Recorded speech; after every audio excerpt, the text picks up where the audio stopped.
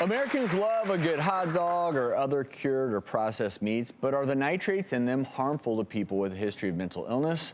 A new study by scientists at Johns Hopkins School of Medicine suggests there may be a link. Join us to weigh in, psychotherapist and author of Chicken Soup for the Soul, Think, Act, and Be Happy, Dr. Mike Dow. Nice to be here. Dr. Dow, tell us a little bit about what this study looked at and found. So they looked at over 1,000 patients, and they followed them for over 10 years. And they found that in patients hospitalized with a manic episode, so we see that in bipolar disorder, that they were 3.5 times more likely to have consumed a cured meat, which of course has nitrates in it.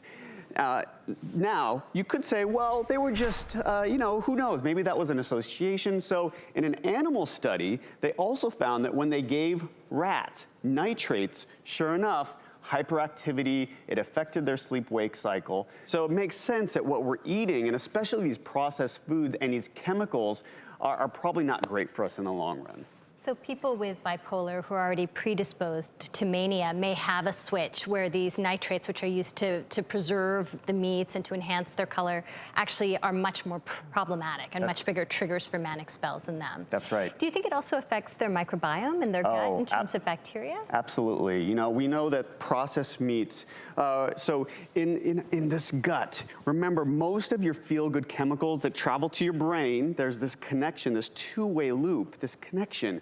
They're made down here in your gut, not only serotonin, but also GABA and other signaling neurotransmitters that turn certain mechanisms on and off, basically.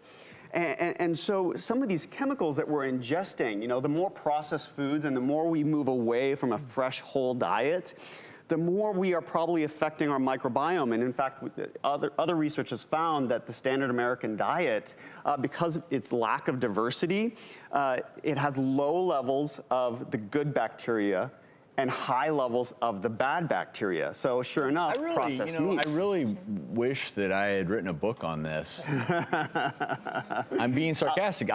Look, I'll give it you was a copy probably of mine. 3.5 years ago. You're talking about it now, but when I first started studying this, people thought we were crazy to even suggest that your microbiome would potentially have an impact on your mental health and potential mental illnesses.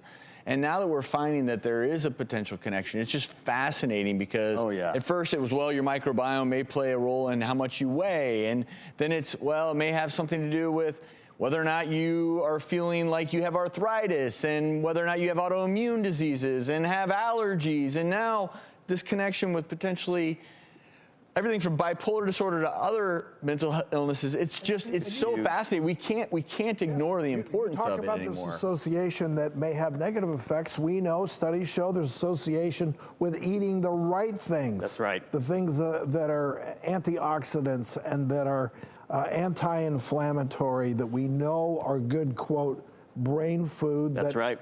That are what we need to strive for, and studies have shown they help people with certain forms of mental illness. There was a UCLA study that found that just consuming a food with a probiotic, so kefir, yogurt, kimchi, daily, had a significant effect in reducing anxiety.